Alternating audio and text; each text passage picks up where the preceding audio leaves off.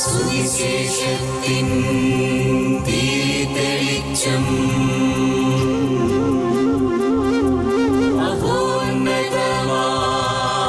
ആത്മാർപ്പണം. വചനം സത്യം ജീവദായകം. വചനം സത്യം ജീവദായകം. വചനം സത്യം ജീവദായകം.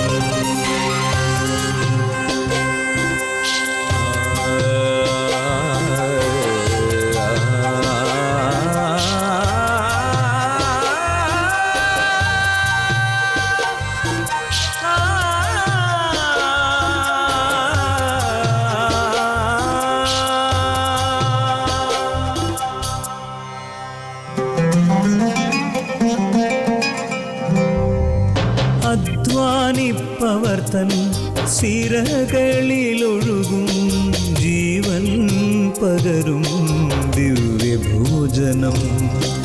അധ്വാനിപ്പവർത്തൻ സിരകളിലൊഴുകും ജീവൻ പകരും ദിവ്യഭോജനം. അതിരുകൾ ഭേദിക്കും സ്നേഹത്തിൻ്റെ രശ്മികൾ ഞങ്ങളെ ഉണർത്തുന്ന പുതിയ പ്രഭാതം. അതിരുകൾ ഭേദിക്കും സ്നേഹത്തിൻ്റെ രശ്മികൾ ഞങ്ങളെ ഉണർത്തുന്ന പുതിയ പ്രഭാതം.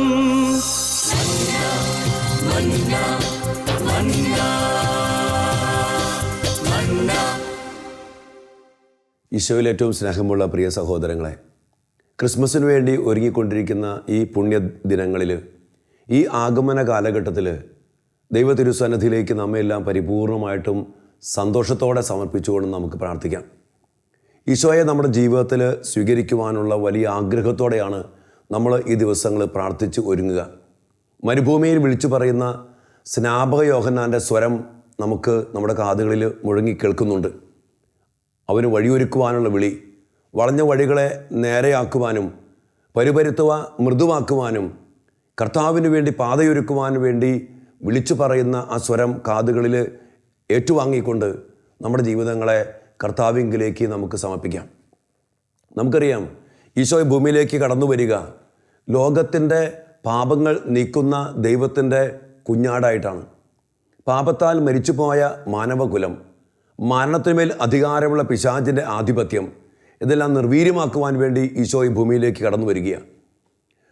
ഈ വിശുദ്ധ ഗ്രന്ഥത്തിൻ്റെ അടിസ്ഥാനത്തിലേക്ക് നമ്മൾ കടന്നു വരുമ്പോൾ അതിൻ്റെ അടിസ്ഥാനത്തിൽ ജീവൻ്റെ ഒരു സാന്നിധ്യമാണ് അതിൻ്റെ പ്രമേയം എന്ന് നമുക്ക് പറയാൻ പറ്റും. ആദ്യ മാതാപിതാക്കൾ പാപം ചെയ്ത് ജീവൻ നഷ്ടപ്പെട്ടു പോയപ്പോൾ ആ ജീവൻ നഷ്ടപ്പെട്ടു പോയ മാനവകുലത്തെ, ജീവൻ നഷ്ടപ്പെട്ടു പോകാൻ കാരണമായ പാപത്തിൻ്റെ പിടിയിൽ നിന്ന് മോചിപ്പിക്കുവാൻ വേണ്ടി പാപമില്ലാത്ത ഈശോ ഇതാ മനുഷ്യനായിട്ട് അവതരിക്കുകയാണ്. നമ്മുടെ ജീവിതത്തിൽ, നമ്മുടെ കുടുംബത്തിൽ, മാനവകുലത്തിൽ ഈശോയെ സ്വന്തമാക്കേണ്ടതിൻ്റെ ആവശ്യകത വളരെ വലുതാണ്. കാരണം പാപത്തിൻ്റെ വേദനമായ മരണം, ജീവൻ നഷ്ടപ്പെട്ടു പോയ അവസ്ഥ, അതിലൂടെ കടന്നു വന്ന മരണത്തിൻ്റെ ആധിപത്യം, പൈശാചിക പിടി, ഇത് മാനവകുലത്തിൻ്റെ ജീവിത മേഖലകളെ ഗ്രസിച്ചിരിക്കുമ്പോൾ, നശിപ്പിച്ചിരിക്കുമ്പോൾ ഇവിടെ ഈശോയെ സ്വന്തമാക്കേണ്ടതിൻ്റെ ആവശ്യകത വളരെയേറെ വലുതാണ്. അതുകൊണ്ട് തന്നെ ഈ ആഗമന കാലഘട്ടത്തിൽ വലിയ തിരിച്ചറിവോടുകൂടി കർത്താവിന് വേണ്ടി നമ്മെ, നമ്മുടെ കുടുംബങ്ങളെ, ലോകം മുഴുവനെയും ഒരുക്കുക എന്നുള്ളത് നമ്മുടെ വലിയ ആവശ്യമാണ്. ഈശോ ഈ ഭൂമിയിൽ ജനിച്ചപ്പോൾ, കാലിത്തൊഴുത്തിൽ ഈശോ ജനിച്ചപ്പോൾ എൻ്റെ മനസ്സിലേക്ക് കടന്നു വരിക, മാലാഖമാർ ആട്ടിടമാരരികിലേക്ക് കടന്നു ചെന്നിട്ട് അവരോട് പറയുന്നൊരു കാര്യമുണ്ട്. ഇതാ സകല ജനപദങ്ങൾക്കും വേണ്ടിയുള്ള രക്ഷയുടെ സദ്വാർത്ത ഞാൻ നിങ്ങളെ അറിയിക്കുന്നു. പ്രിയപ്പെട്ടവരെ, ക്രിസ്മസ് എന്നുള്ളത് സകല ജനപദങ്ങൾക്കും വേണ്ടിയുള്ള രക്ഷയുടെ സദ്വാർത്തയാണ്. ഞാൻ പറഞ്ഞു, പാപത്താൽ ജീവൻ നഷ്ടപ്പെട്ടു പോയ മാനവകുലം, മരണം ആധിപത്യം പുലർത്തിയ മാനവകുലം, സാത്താൻ്റെ പിടിപ്പെട്ടു പോയ മാനവകുലം, പാപം നീക്കപ്പെടണം. എന്തിനാ മനുഷ്യാവതാരത്തിൻ്റെ ആവശ്യകത? പ്രിയപ്പെട്ടവരെ, നമ്മൾ മനസ്സിലാക്കണം, മനുഷ്യനായിട്ട് ഈശോ അവതരിക്കേണ്ടതിൻ്റെ ആവശ്യകത പാപം ഇല്ലാത്തവനെ പാപം ഏറ്റെടുക്കാൻ കഴിയൂ. ഈ ലോകത്തിൽ ഒത്തിരിയേറെ അവതാരങ്ങളോ അല്ലെങ്കിൽ നേതാക്കന്മാരോ പലരും വന്നിട്ടുണ്ട്. പക്ഷെ ഒരുവൻ പോലും പറഞ്ഞിട്ടില്ല, ഒരുവനെക്കുറിച്ച് പോലും പറഞ്ഞിട്ടില്ല ഇവൻ ഈ ലോകത്തിൻ്റെ പാപം നീക്കുമെന്ന്. എന്നാൽ ഈശോയെക്കുറിച്ച് പറഞ്ഞു, ഇതാ ലോകത്തിൻ്റെ പാപങ്ങൾ നീക്കുന്ന ദൈവത്തിൻ്റെ കുഞ്ഞാട് എന്ന് പറഞ്ഞാൽ പാപം ഇല്ലാത്തവനെ പാപം ഏറ്റെടുക്കാൻ കഴിയൂ. അതുകൊണ്ട് പരമപരിശുദ്ധനായ ദൈവം, പാപമില്ലാത്ത ദൈവം ഈ ഭൂമിയിലേക്ക് അവതരിക്കേണ്ടത് ആവശ്യമാണ്. അതുകൊണ്ട് തന്നെ പ്രിയപ്പെട്ടവരെ, അതുകൊണ്ടാണ് മാലാഖമാർ പറഞ്ഞ സകല ജനപദങ്ങൾക്കും യേശുക്രിസ്തുവിൻ്റെ ജനനം ക്രിസ്ത്യാനികൾക്ക് വേണ്ടി മാത്രമല്ല, പിന്നെയോ ഈ ലോകത്തിലുള്ള സകല ജനപദങ്ങൾക്കും വേണ്ടിയാണ്. കാരണം ഈ ലോകത്തിൻ്റെ പ്രശ്നം, ഈ ലോകത്തിൻ്റെ നാശത്തിൻ്റെ കാരണം, മാനവകുലത്തിൻ്റെ തകർച്ചയുടെ കാരണം പാപമാണ്, പാപത്തിൻ്റെ ആധിപത്യമാണ്, പാപത്തിൻ്റെ ശക്തിയാണ്. അത് നീക്കപ്പെടാൻ ഒരേ ഒരാൾക്കേ കഴിയൂ, അത് ഈശോയ്ക്ക്. അതുകൊണ്ട് ഈശോ കാലിത്തൊഴുത്തിൽ ജനിച്ചു വീണപ്പോൾ ഇതാ മാലാഖമാർ ഈ ലോകത്തോടെന്ന പോലെ ഇതാ പ്രഘോഷിക്കുകയാണ്, സകല ജനപദങ്ങൾക്കും വേണ്ടിയുള്ള രക്ഷയുടെ സദ്വാർത്ത ഇതാ ഞാൻ നിങ്ങളെ അറിയിക്കുന്നു. ബെത്ലഹേമിൽ നിങ്ങൾക്കായി ഒരു രക്ഷകൻ ജനിച്ചിരിക്കുന്നു. പിള്ളക്കച്ചകൾ കൊണ്ട് പൊതിഞ്ഞ് പുൽത്തൊട്ടിയിൽ കിടത്തിയിരിക്കുന്ന ഒരു ശിശുവിനെ നിങ്ങൾ കാണും. പ്രിയപ്പെട്ടവരെ, വലിയ ഒരു സന്ദേശം ഇതാ മാനവകുലത്തിന് മാലാഖമാർ അറിയിക്കുകയാണ്. ഇവിടെ എൻ്റെ മനസ്സിലേക്ക് കടന്നു വരിക, ഈശോയെ കിടത്തിയിരിക്കുന്നത് പിള്ളക്കച്ചകൾ കൊണ്ട് പൊതിഞ്ഞ് പുൽത്തൊട്ടിയിലാണ്. പുൽത്തൊട്ടി എന്ന് പറയുന്നത് കാലികൾക്ക് ഭക്ഷണം കൊടുക്കുവാൻ വേണ്ടി ഉപയോഗിക്കുന്ന പാത്രമാണ്. ഈശോയെ എന്തിനാണ് പ്രിയപ്പെട്ടവരെ കാലിത്തൊഴുത്തിൽ ഈശോ ജനിച്ചതും എന്തിനാണ് ഈശോയെ ഈ പുൽത്തൊട്ടിയിൽ കിടത്തിയതും? നമ്മളറിയണം, അപ്പം കൊടുക്കുന്ന പാത്രമായ പുൽത്തൊട്ടിയിൽ, അപ്പത്തിൻ്റെ ഭവനമാണെന്നാണല്ലോ ബെത്ലഹേം എന്ന വാക്കിൻ്റെ അർത്ഥം. അപ്പത്തിൻ്റെ ഭവനത്തിൽ അപ്പം കൊടുക്കുന്ന പുൽത്തൊട്ടിയിൽ അപ്പമായി തീരേണ്ടവൻ ഇതാ ജനിച്ചിരിക്കുന്നു. ലോകത്തിൻ്റെ വിശപ്പ് ശമിപ്പിക്കുന്ന, ലോകത്തിന് ജീവൻ നൽകുന്ന ആ വലിയ കാരുണ്യമായ ഈശോ ഇതാ ഈ പുൽത്തൊട്ടിയിൽ അപ്പമായിട്ട് ജനിച്ചിരിക്കുന്നു എന്ന വലിയ സത്യ സന്ദേശം ഇതാ ദൈവത്തിൻ്റെ മാലാഖമാർ മാനവകുലത്തെ അറിയിക്കുകയാണ്. എൻ്റെ പ്രിയ സഹോദരങ്ങളെ, വിശുദ്ധ യോഹന്നാൻ്റെ സുവിശേഷം 6-ാം അധ്യായം 53-ാം തിരുവചനത്തിൽ കർത്താവിൻ്റെ വചനം പറയുന്നുണ്ട്, സത്യം സത്യമായി ഞാൻ നിങ്ങളോട് പറയുന്നു, നിങ്ങൾ മനുഷ്യപുത്രൻ്റെ ശരീരം ഭക്ഷിക്കുകയും അവൻ്റെ രക്തം പാനം ചെയ്യുകയും ചെയ്യുന്നില്ലെങ്കിൽ നിങ്ങൾക്ക് ജീവൻ ഉണ്ടാവുകയില്ല. ഈ പിറന്ന ഈശോ, നമുക്ക് വേണ്ടി ജനിക്കുന്ന ഈശോ ഈ ഭൂമിയിൽ ജനിച്ചത്, പിറന്നു വീണത് അപ്പമായി തീരാനാണെങ്കിൽ ആ അപ്പം ജീവൻ നൽകുന്ന അപ്പമാണ്. ആ അപ്പം മാനവകുലത്തിന് മുഴുവൻ സത്യമായിട്ടും ജീവൻ നൽകുവാൻ വേണ്ടി പിതാവായ ദൈവം നമുക്ക് കനിഞ്ഞു നൽകിയ അപ്പമാണ്. ആ യേശുവിനെ സ്വീകരിക്കണം. യോഹന്നാൻ്റെ സുവിശേഷം 3-ാം അധ്യായം 16-ാം തിരുവചനം നമുക്കറിയാം, അവനിൽ വിശ്വസിക്കുന്ന യാതൊരുവനും നശിച്ചു പോകാതെ രക്ഷ പ്രാപിക്കുന്നതിനു വേണ്ടി തൻ്റെ ഏകജാതനെ നൽകുവാൻ തക്കവിധം ദൈവം ലോകത്തെ അത്രമാത്രം സ്നേഹിച്ചു. പിതാവായ ദൈവത്തിൻ്റെ സ്നേഹപാരമ്യമായ ഈശോയെ നാം സ്വീകരിക്കുവാൻ വേണ്ടി ഒരുങ്ങുമ്പോൾ ഈ തിരിച്ചറിവുകൾ നമുക്ക് വേണം. പ്രിയപ്പെട്ടവരെ, ഇന്ന് ഈ ദിവസങ്ങളിൽ, ഈ ആഗമന കാലഘട്ടത്തിൽ, ക്രിസ്മസിന് വേണ്ടി ഏറ്റവും അടുത്ത് ഒരുങ്ങിക്കൊണ്ടിരിക്കുന്ന ഈ കാലഘട്ടത്തിൽ ഈ ഈശോയെ അതുപോലെ സ്വീകരിക്കുവാൻ നമുക്ക് സാധിക്കണം. ഇന്ന് മാനവകുലത്തിൻ്റെ പ്രശ്നങ്ങൾക്ക്, പല പ്രതിസന്ധികൾക്ക്, ഭീകരാക്രമണങ്ങൾ, സമാധാനത്തെ കുടുംബാന്തരീക്ഷങ്ങൾ, സാമ്പത്തിക പ്രതിസന്ധികൾ, എങ്ങും സമാധാനമില്ല, എങ്ങും ഭയം, ഉത്കണ്ഠ, നിരാശ, ആകുലത, ഈ മേഖലകളിലൊക്കെ മനുഷ്യൻ അടിമപ്പെട്ട് കിടക്കുമ്പോൾ അവൻ്റെ പ്രശ്നങ്ങൾക്കുള്ള ഏക ഉത്തരമാണ് കാലിത്തൊഴുത്തിൽ മനുഷ്യനായിട്ട് അവതരിച്ച് ലോകത്തിൻ്റെ പാപം നീക്കുന്ന ദൈവത്തിൻ്റെ കുഞ്ഞാട് മാത്രമല്ല, ലോകത്തിൻ്റെ ജീവന് വേണ്ടി നൽകപ്പെടുന്ന അപ്പമാകുന്ന യേശുവിനെ അപ്പത്തിൻ്റെ ഭവനത്തിൽ പുൽത്തൊട്ടിയിൽ സ്വീകരിച്ചുകൊണ്ട് നമ്മുടെ കുടുംബങ്ങളിലേക്ക്, ഈ ലോകം മുഴുവനിലേക്കും ഈശോയെ സ്വന്തമാക്കി എടുക്കുക എന്നുള്ളത് പ്രിയപ്പെട്ടവരെ നമ്മുടെ ഓരോരുത്തരുടെയും ആവശ്യമാണ്. ഈ ഒരു ആഗമന കാലഘട്ടം, ഈ ഒരു ക്രിസ്മസിൻ്റെ ആഘോഷം പ്രിയപ്പെട്ടവരെ നമുക്ക് നൽകുന്നത് വലിയ ഒരു ഉത്തരവാദിത്വമാണ്. എന്തിനുള്ള ഉത്തരവാദിത്വം? ആട്ടിടയന്മാരെ പോലെ ഈ സന്ദേശം നമുക്കിതാ ദൈവമായ കർത്താവ് തരുകയാണ്.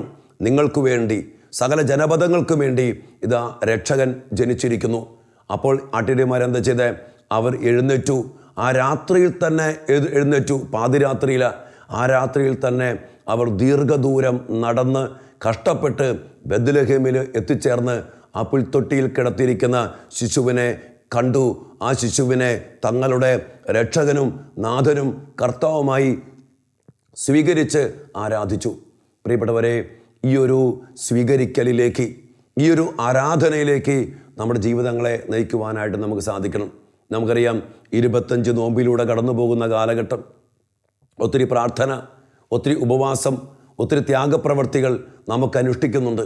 ഈ അനുഷ്ഠാനങ്ങളൊക്കെ തന്നെയും അതിൻ്റെ പരിസമാപ്തി എന്ന് പറയുന്നത് ഈ കാലിത്തൊഴുത്തിൽ ആട്ടിടയന്മാരെ പോലെ കടന്നു ചെന്നിട്ട് ആ ഉണ്ണീശോയെ എൻ്റെ ജീവന് വേണ്ടി അപ്പമായി തീർന്ന് ഈ അപ്പത്തിൻ്റെ പാത്രത്തിൽ കിടക്കുന്ന ഉണ്ണീശോയെ എൻ്റെ ജീവിതത്തിൻ്റെ നാഥനും കർത്താവും ജീവനുമായിട്ട് സ്വീകരിച്ച് സ്വന്തമാക്കുമ്പോഴാണ് എൻ്റെ പ്രിയ സഹോദരങ്ങളെ ക്രിസ്മസ് നമുക്ക് ഒരു അനുഭവമായിട്ട് മാറുക.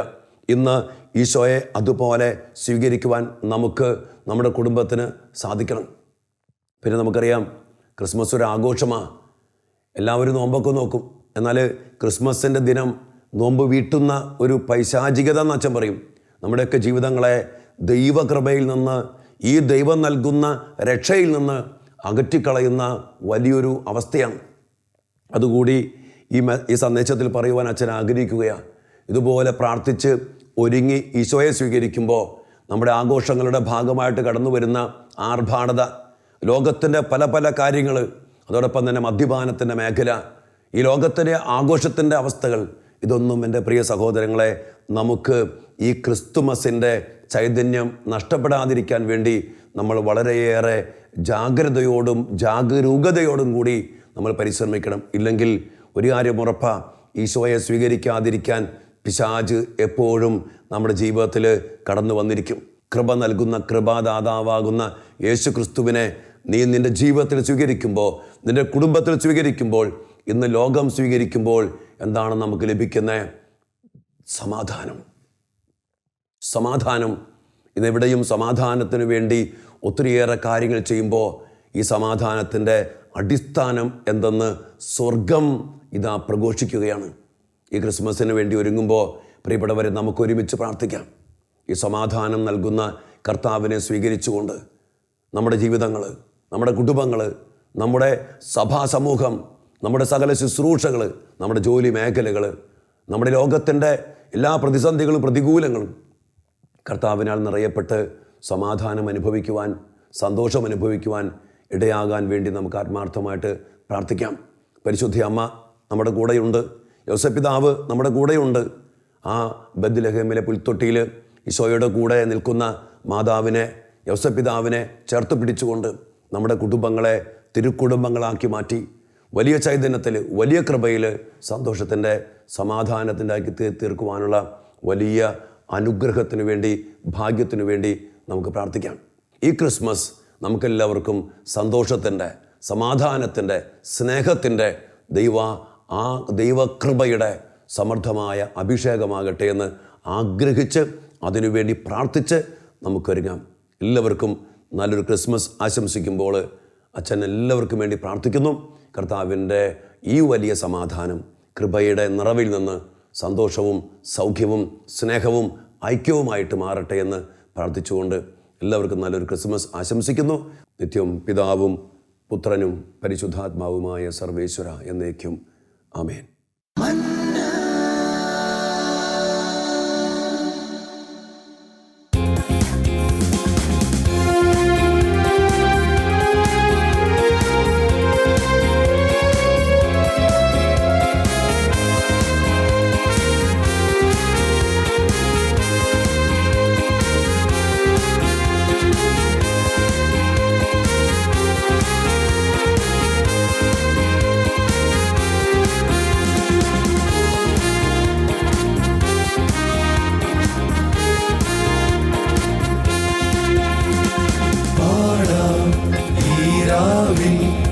ഇനിയൊന്നായി ഗ്ലോറിയ നിറയും മനമോടെ തിരുനാമം പാടിടാം.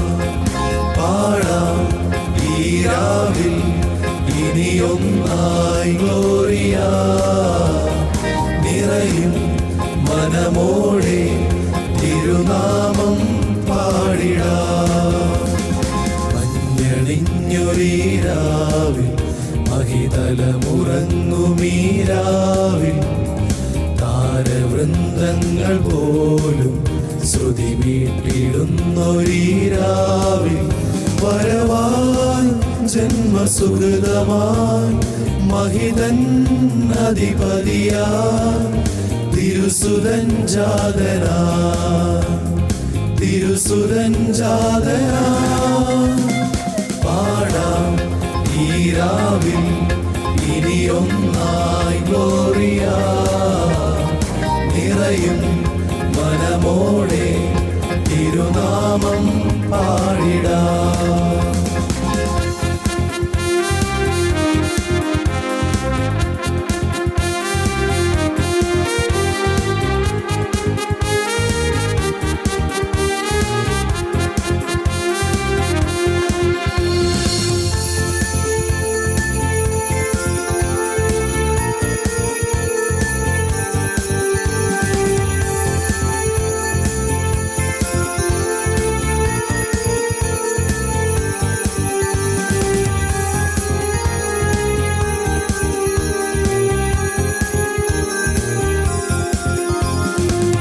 തമസിലലിയുന്ന മാനസങ്ങളിൽ കിരണമായവൻ വന്നു. അരുണകിരണമായി അന്നുമിന്നും അവൻ കരുണ ചൊരിയുവാൻ വന്നു.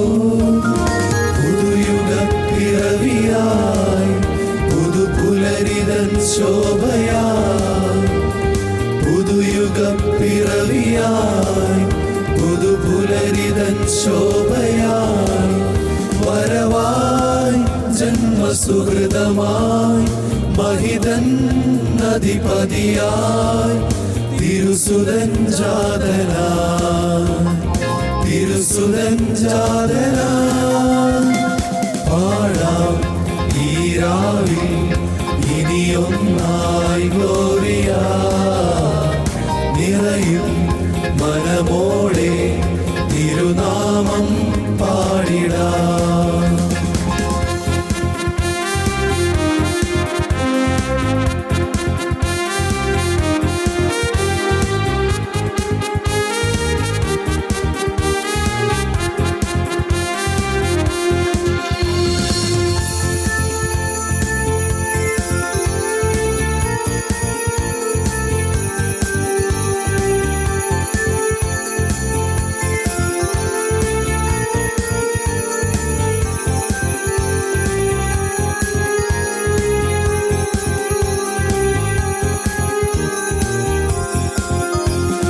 തിരുസുതന്റെ തിരുമേനി കാണുവാൻ വാനവൃന്ദം നിരന്നു.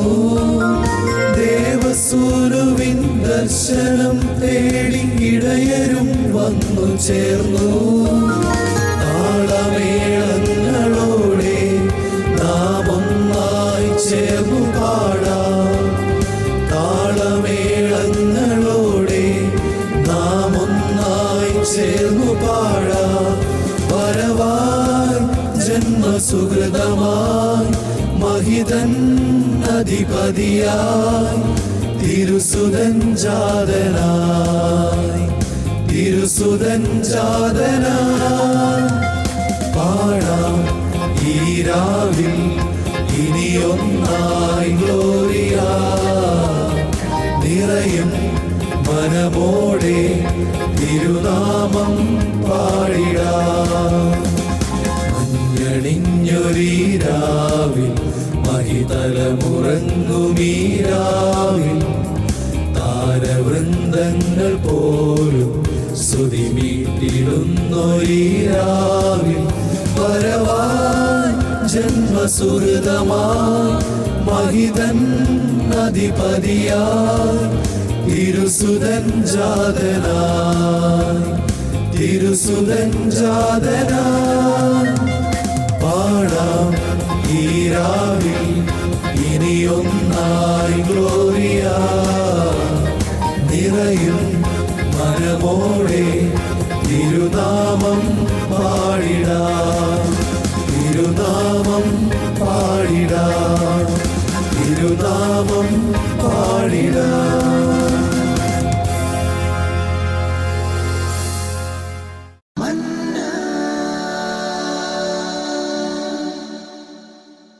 രണ്ടായിരത്തി 2016 ക്രിസ്മസ് ആഘോഷത്തിൻ്റെ തുടക്കമായി. നമ്മുടെ കുട്ടിക്കാലത്തെ ക്രിസ്മസും ഇപ്പോഴത്തെ ആഘോഷങ്ങളും തമ്മിൽ വളരെ വ്യത്യാസമുണ്ട്. ഐവിക്ക് എന്ത് തോന്നുന്നു? ഇപ്പോഴത്തെ ക്രിസ്മസ് ആണോ ചെറുപ്പകാലത്തെ ക്രിസ്മസ് ആണോ കൂടുതൽ ഇഷ്ടം തോന്നുന്നത്? എൻ്റെ കുട്ടിക്കാലത്ത് പണ്ടത്തെ ക്രിസ്മസ് ആയിരുന്നു എനിക്ക് ഏറ്റവും വലിയ പ്രധാനമായിട്ടുള്ളത്. അന്നൊക്കെ ഞങ്ങൾ ഭയങ്കര ആത്മീയമായിട്ട് എല്ലാവരും കൂടെ ഒരുമിച്ച് പാതിരക്കുർബാനയ്ക്ക് പോകുന്നൊരു പരിപാടി ഉണ്ടായിരുന്നു. അത് ഭയങ്കര മസ്റ്റായിരുന്നു അന്ന്. പിന്നെ അതുപോലെ തന്നെ ക്രിസ്മസ് ട്രീ ഉണ്ടാക്കലും പിന്നെ സ്റ്റാർ നക്ഷത്രം ഉണ്ടാക്കലും പുൽക്കൂട് ഉണ്ടാക്കലും ഒക്കെ ഭയങ്കര നിർബന്ധമായിരുന്നു. ഭയങ്കര കോമ്പറ്റീഷനായിരുന്നു നെയ്ബേഴ്സൊക്കെ ആയിട്ട്. ആ നെയ്ബേഴ്സിൻ്റെ കൂടെ ഏറ്റവും വലിയ സ്റ്റാറൊക്കെ നമ്മൾ കോമ്പറ്റീഷനായിട്ട് ഉണ്ടാക്കുമായിരുന്നു. പല വിഭവങ്ങളായിട്ടുള്ള രീതികളൊക്കെ ഒരുപാട് ഭക്ഷണങ്ങളൊക്കെ ഉണ്ടാക്കി അന്ന് ഞങ്ങൾ മേശയിൽ കുടുംബാംഗങ്ങളൊക്കെ ആയിട്ട് ഒരുമിച്ച് ഭക്ഷണം കഴിക്കുമായിരുന്നു. എൻ്റെ ക്രിസ്മസ് ചെറുപ്പകാലത്തെ ആ കാര്യങ്ങളൊക്കെ ഞാൻ ഓർക്കുന്നത് ഒരു 5 വയസ്സ് 6 വയസ്സുള്ള ആ സമയത്തൊക്കെ ഞാൻ ഓർക്കുന്നത് അപ്പച്ചൻ്റെ അമ്മ നന്നായിട്ട് പ്രാർത്ഥിക്കും. അപ്പോൾ ആൾ ക്രിസ്മസിന് വേണ്ടി ഒരുക്കും, നമ്മളെ ഒരു മാസം മുമ്പേ ഒരുക്കും. രാത്രിയിലൊക്കെ 3 മണിക്ക് എണീറ്റിട്ട് കൊന്ത ചെല്ലാനായിട്ട് പറയും നമ്മളോട്. രാവിലെ പള്ളി പോകാനായിട്ട് നമ്മളെ കൂടെ കൊണ്ടുപോകും. അങ്ങനെ ആത്മീയമായിട്ട് ആൾ ഒരുക്കിക്കൊണ്ടാണ് നമ്മളെ ആ ക്രിസ്മസ് ആഘോഷത്തിലേക്കൊക്കെ ചെറിയ കാലഘട്ടത്തിൽ കൊണ്ടുപോയിക്കൊണ്ടിരുന്നത്. പക്ഷേ കുറച്ചും കൂടി വലുതായതിന് ശേഷം അതൊക്കെ ഒരു ആഘോഷമായി മാറി. നല്ല ക്രിസ്മസ് പുൽക്കൂടുണ്ടാക്കണം, നല്ല നക്ഷത്രം നമ്മൾക്ക് ഉണ്ടാക്കണം, അങ്ങനെയൊക്കെയുള്ള ഒരു ആഡംബരം, മറ്റുള്ളവരെക്കാൾ നന്നായിട്ട് അതൊക്കെ ചെയ്യണം. അപ്പോൾ അതിനു വേണ്ടി കുറേ ആഘോഷമായിട്ട് ക്രിസ്മസിനെ കണ്ടുകൊണ്ടിരുന്നു. പക്ഷേ ദുബായിൽ വന്നതിന് ശേഷമാണ് അതൊരു ആത്മീയമായ തലത്തിലേക്ക് മാറിയത്. എന്നെ സംബന്ധിച്ചിടത്തോളം പഴയ കാലഘട്ടത്തിനേക്കാളും ഇവിടെ ദുബായിൽ വന്നതിന് ശേഷമുള്ള ക്രിസ്മസാണ് എനിക്ക് ഒത്തിരി ഇഷ്ടപ്പെട്ടിട്ടുള്ളത്. എന്നെ സംബന്ധിച്ചോളം കുട്ടിക്കാലത്തെ ക്രിസ്മസ് എനിക്ക് വളരെ സന്തോഷമായിരുന്നു. എനിക്ക് വീട്ടിൽ നിന്ന് കിട്ടിയേക്കാളും കൂടുതൽ പ്രചോദനം ഞാൻ കോൺവെൻറ്റ് സ്കൂളിൽ പഠിച്ചിരുന്നത്. അപ്പോൾ സിസ്റ്റേഴ്സ് ഞങ്ങൾക്ക് കുറേ കാര്യങ്ങൾ പറഞ്ഞു തന്നിരുന്നു. ആശടക്കം, സുഹൃത ജപങ്ങൾ ചെല്ലണം, അങ്ങനെ ഉണ്ണീശോയ്ക്ക് വേണ്ടിയിട്ട് കുട്ടിയുടുപ്പ് ഉണ്ടാക്കുക, സോക്സ് ഉണ്ടാക്കണം, തൊപ്പി ഉണ്ടാക്കണം, പിന്നെ വളകൾ ഉണ്ടാക്കണം, പുൽക്കൂട് ഉണ്ടാക്കണം, ബെഡ് ഉണ്ടാക്കണം, ഉണ്ണിക്ക് വേണ്ടി എന്തൊക്കെ ആവശ്യങ്ങളുണ്ട് അതെല്ലാം സുഹൃത ജപം ചൊല്ലിക്കൊണ്ടും ഈ ആശടക്കം കൊണ്ടൊക്കെ ചെയ്ത് ഞങ്ങൾ തീർക്കാറുണ്ട്. അപ്പോൾ എനിക്ക് എൻ്റെ വീട്ടിൽ ഞങ്ങൾ 10 മക്കളാണ്. അപ്പോൾ അതിൽ എനിക്ക് 5 ബ്രദേഴ്സ് ഉണ്ട്. അപ്പോൾ പുൽക്കൂടും കാര്യങ്ങളൊക്കെ അവരാണ് കൂടുതൽ നന്നായിട്ട് ഉണ്ടാക്കാനൊക്കെ ആയിട്ട് മുൻതൂക്കം ചെയ്യുക. അപ്പോൾ അവരെന്നെ കൂടുതൽ എൻകറേജ് ചെയ്യും. ആശടക്കൊക്കെ ചെയ്യണില്ലേ ജോലി, എന്താണെന്ന് വെച്ചിട്ടുണ്ടെങ്കിൽ എനിക്കറിയാം ഞാൻ ആശടക്കുമ്പോൾ എനിക്കുള്ള സാധനങ്ങളൊക്കെ അവർക്ക് കഴിക്കാനായിട്ട് സാധിക്കും. അപ്പോൾ അതുകൊണ്ട് എനിക്ക് ഇപ്പോഴും ഞാൻ ആലോചിക്കണം, അവരെനിക്ക് എൻകറേജ്മെൻറ്റ് ഭയങ്കര നന്നായിട്ട് തന്നിരുന്നു. അപ്പോൾ അതുകൊണ്ട് ഞാനും എനിക്കും സന്തോഷമായിരുന്നു. എനിക്ക് കൂടുതൽ ഉടുപ്പുകൾ ഉണ്ടാക്കാമായിരുന്നല്ലോ എന്നുള്ളതിൽ ഞാൻ അന്ന് സന്തോഷത്തോടു കൂടി കുറേ ആശടക്കങ്ങളൊക്കെ ചെയ്തിരുന്നു. അങ്ങനെ എൻ്റെ ക്രിസ്മസ് എനിക്ക് ദുബായിൽ വന്നപ്പോൾ പിന്നെ ആ ആഘോഷങ്ങളെക്കാൾ അങ്ങനത്തെ അതൊക്കെ വിട്ടു. കുർബാനയ്ക്ക് മോർ ഇമ്പോർട്ടൻസ് കൊടുക്കാനായിട്ട് എനിക്ക് സാധിച്ചു. പിന്നെ കൂടുതൽ ഉപവാസങ്ങളും വചന വായന, അങ്ങനെ പ്രെയർ മീറ്റിങ്സിന് പോവുക, കൊന്ത ചെല്ലുക, അങ്ങനത്തെ ഒരു അവസ്ഥയിലേക്ക് മാറുവാനായിട്ട് എനിക്ക് സാധിച്ചു. ക്രിസ്തുമസ് എന്താണെന്ന് വെച്ചാൽ ക്രിസ്തു ജനിക്കുന്ന ദിവസം ആണല്ലോ. ഇന്ന് യുവജനങ്ങളും കുട്ടികളും അതിന് പ്രാധാന്യം കൊടുക്കുന്നില്ല. മിക്ക ദിവസവും സാന്റാക്ലോസിനാണ് അവർ പ്രാധാന്യം കൊടുത്തുകൊണ്ടിരിക്കുന്നത്. സാന്റാക്ലോസിൻ്റെ വരവിനും അത് ഒരു ഹീറോ ആക്കി അവർ മാറ്റിയിരിക്കുകയാണ് ഇപ്പം. നമ്മുടെ കുട്ടികൾക്ക് നാട്ടിലുണ്ടായിരുന്ന പോലെ നമ്മൾ ചെറുപ്പമായിരിക്കുമ്പോൾ നമ്മുടെ ടീച്ചേഴ്സ് പറഞ്ഞു തന്നിട്ടുണ്ട്. നമ്മൾ ഓരോ സുഹൃത ജപങ്ങൾ ചൊല്ലി ഉണ്ണിക്ക് നമ്മൾ ഹാറ്റ് ഉണ്ടാക്കണം, ഉടുപ്പുണ്ടാക്കണം, ഷൂസ് ഉണ്ടാക്കണം. അപ്പോൾ നമുക്ക് സ്കൂളിൽ നിന്ന് തന്നെ ഒരു ടീച്ചേഴ്സിൻ്റെ ഒരു ഉപദേശം ഉണ്ടായിരുന്നു എങ്ങനെ നമ്മൾ ക്രിസ്മസിന് ഒരുങ്ങണമെന്ന്. പക്ഷെ ഇപ്പോഴത്തെ കുട്ടികൾക്ക് അങ്ങനെ പറഞ്ഞു കൊടുക്കുന്ന ഒരു അവസ്ഥയില്ല. നമ്മൾ പറഞ്ഞു കൊടുത്താൽ പോലും അവർക്കത് അത്ര മനസ്സിലാവുന്നില്ല. അപ്പോൾ ആ ഒരു ഉപദേശം നമ്മുടെ വീടുകളിൽ നിന്ന് തന്നെ കുട്ടികൾക്ക് ചെറുപ്പത്തിൽ കൊടുക്കുകയാണെങ്കിൽ അവർക്ക് ആ സമയമാകുമ്പോഴേക്കും കുറേ സുഹൃത ജപം ചെല്ലാനും കുറച്ച് റോസറികൾ ചെല്ലാനും അങ്ങനെയൊക്കെയുള്ളൊരു ആഗ്രഹം അവരുടെ മനസ്സിലുണ്ടാവും. അപ്പോൾ അവർക്ക് സാന്താക്ലോസ് അല്ല, ഈശോയാണ് ലോകരക്ഷകനായിട്ട് ഭൂമിയിലേക്ക് അവതരിച്ചു എന്നുള്ള ഒരു ബോധ്യം കിട്ടും. പിന്നെ നമ്മളുടെ ചെറുപ്പകാലത്തെന്ന് പറഞ്ഞാൽ ടീച്ചേഴ്സ് ഒരു ലിസ്റ്റ് തരും ഇതിനൊക്കെ ആയിട്ട്. അപ്പോൾ നമ്മൾ ഓരോ സുഹൃത ജപം ചൊല്ലി കഴിഞ്ഞ് കഴിയുമ്പോൾ ഉടുപ്പുണ്ടാക്കിയെന്ന് പറഞ്ഞിട്ട് നമ്മളതിന് ടിക്കിടും. അങ്ങനെ ടീച്ചേഴ്സിൻ്റെ കയ്യിലേക്ക് ആ പേപ്പർ കൊടുക്കുമ്പോൾ ഫുൾ ടിക്കായിട്ടുണ്ടാവും.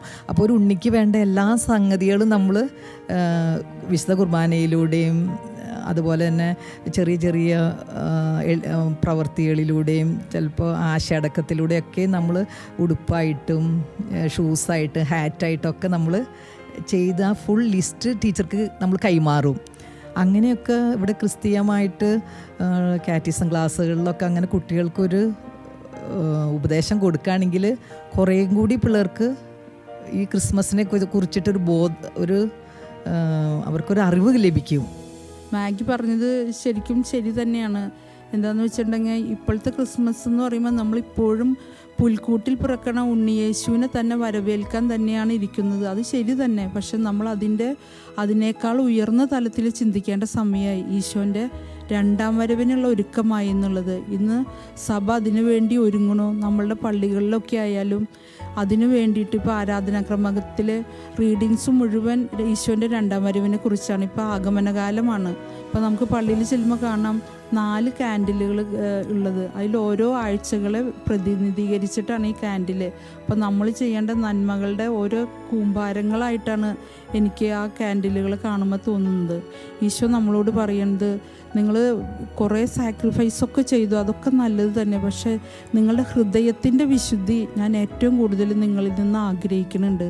ആ ഹൃദയവിശുദ്ധി ഉണ്ടാകുമ്പോഴാണ് ഞാൻ കൂടുതൽ സന്തോഷിക്കുന്നത്. അപ്പം നിങ്ങൾക്കൊരു സ്നേഹമുള്ളൊരു ഹൃദയം, ആ സ്നേഹമുള്ള ഹൃദയം എന്ന് പറയുമ്പോൾ നമ്മളെ ചുറ്റുപാടുകളെ നമുക്ക് കൂടുതലായിട്ട് സ്നേഹിക്കാനും പറ്റും.